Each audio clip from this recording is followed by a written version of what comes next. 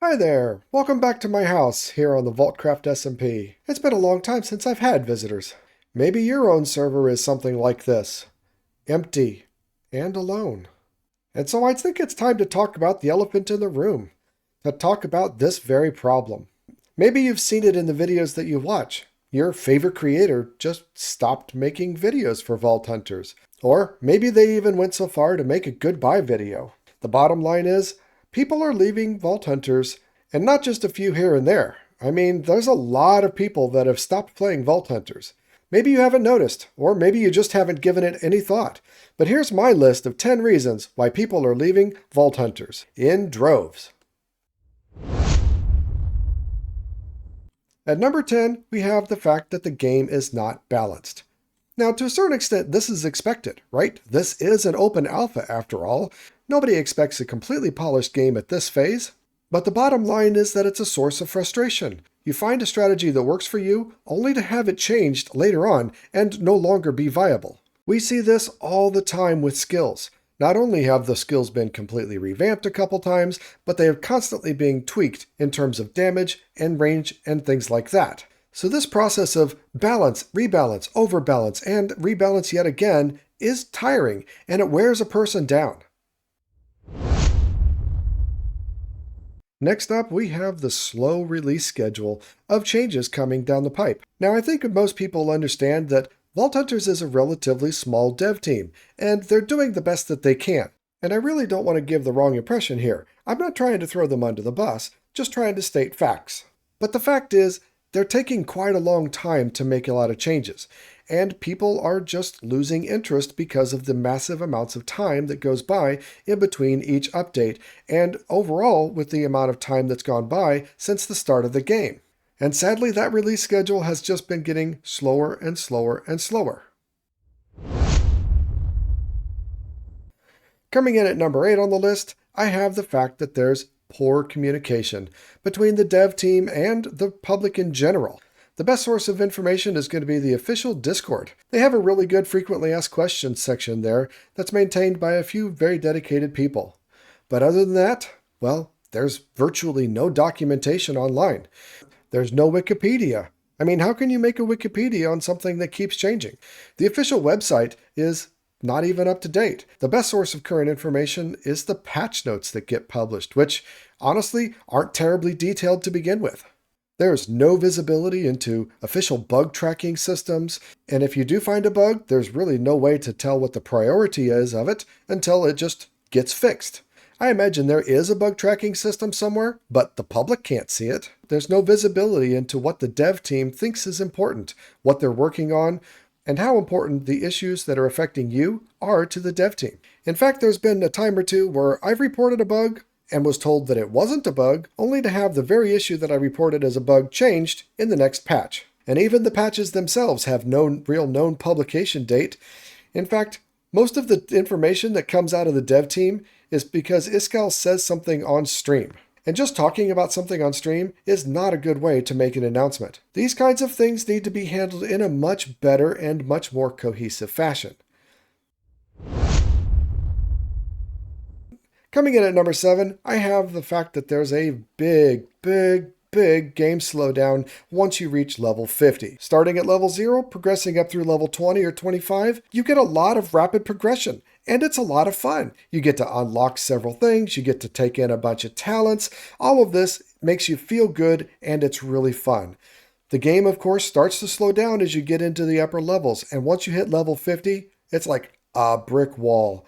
The progression is so slow, and that means you don't get to unlock more cool skills and things like that. So the pacing of the game is off. And I think a lot of people get into that level 40, 50, 60 range, and the game really slows down, and that's where they lose interest. Now, as for me personally, you can see I'm at level 52, and I will say that I had that very thing happen. The vaults themselves get really big, and the objectives get really hard to complete, which means you don't complete the vaults more often, and that's not very fun. And not being fun is why people stop playing the game. Next up at number 6, we have the bugs, and there are a lot of them. Yes, there are some that happen with every patch, and the worst ones usually get hot patched right away. but the list of bugs just keeps on growing.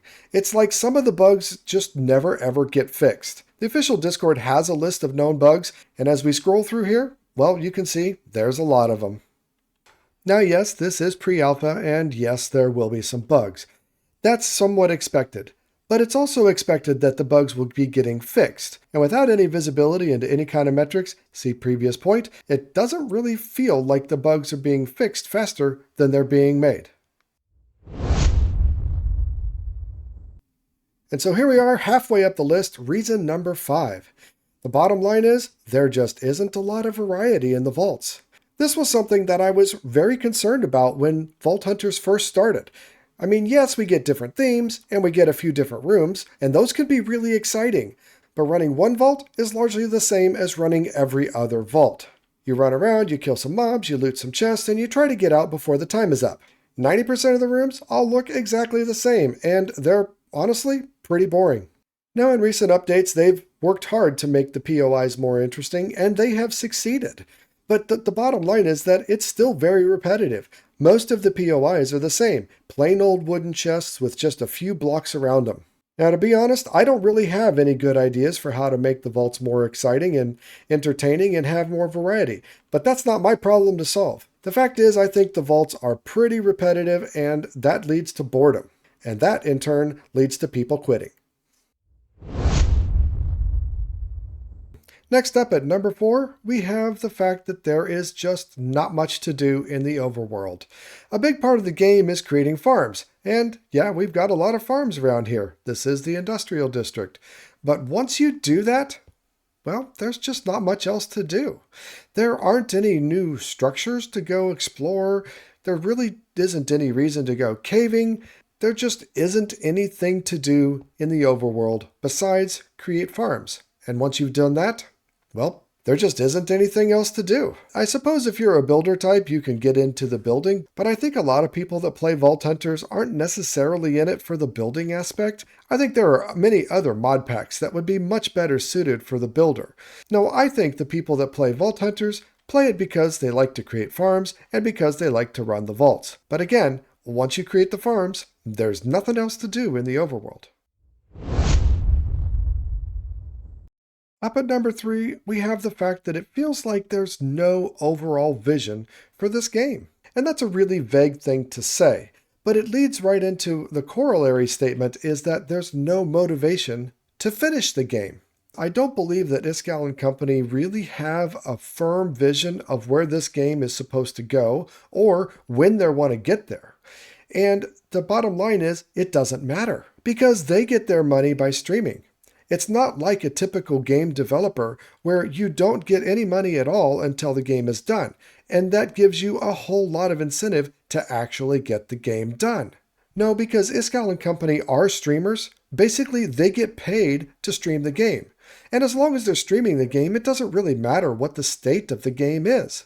And so therefore they have no incentive to actually finish. I don't think they really care that other players are out here trying to play the game and finish the game. Because at the end of the day, their livelihood is already taken care of by streaming an incomplete game.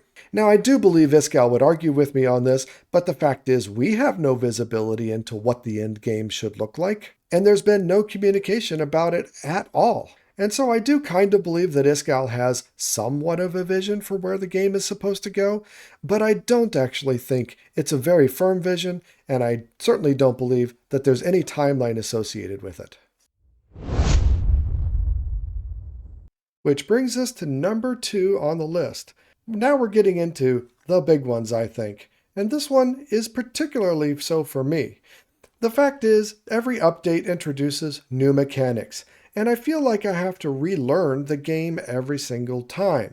And so this cycle of having to learn new rules, new mechanics, new blocks, and things like that gets really tiresome after a little while. And I think for a lot of people, this is one of the big reasons. I've heard it from multiple people. They feel like the game is just changing too much, and they don't have the mental energy to try to spend time learning all the new stuff. Now, my update roundups, I'm sure help out with that for a lot of people.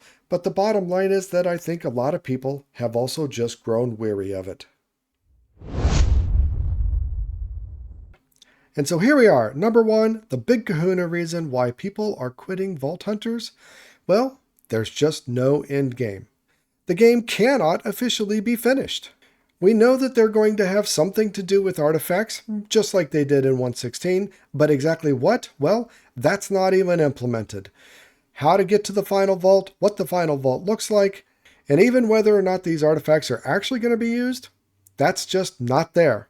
And I think you had to know this had to be reason number 1.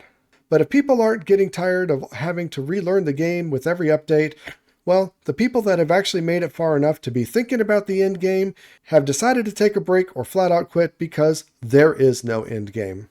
And yes, we're promised in-game content with Update 12, but will it be done? No. I'm sure it won't be. How much longer do we have to wait before the game can finally be finished? You want to know what my gut says? I think it'll be at least 6 months. But that's just me making more or less a wild guess. And so since there is no end game, a lot of people are starting over because the start game is a lot more fun than the end game. But if they're not starting over, they're quitting. And honestly, I don't see that changing really anytime soon. So there you have it, my top 10 reasons that I think people are quitting Vault Hunters. Now, to be very clear, I don't plan on actually quitting Vault Hunters. But I am taking it a little more slowly, and I'm not really planning on restarting. My channel has done extremely well thanks to Vault Hunters, and I really intend to continue down this path. Vault Hunters holds a special place in my heart. And as usual, I've got to do the YouTuber thing and say, if you liked this content, please give me a subscribe and leave a comment down below. What do you think of these top 10 reasons? Does one of them hit the mark really close to home with you? I definitely want to see what other people think about this list. And if you like this kind of speculative content, well, please leave a comment about that too. I'm always happy to share my opinion. I just need to know that there's somebody out there that actually wants to hear it. Well, until then, remember, be excellent to each other. I'm out.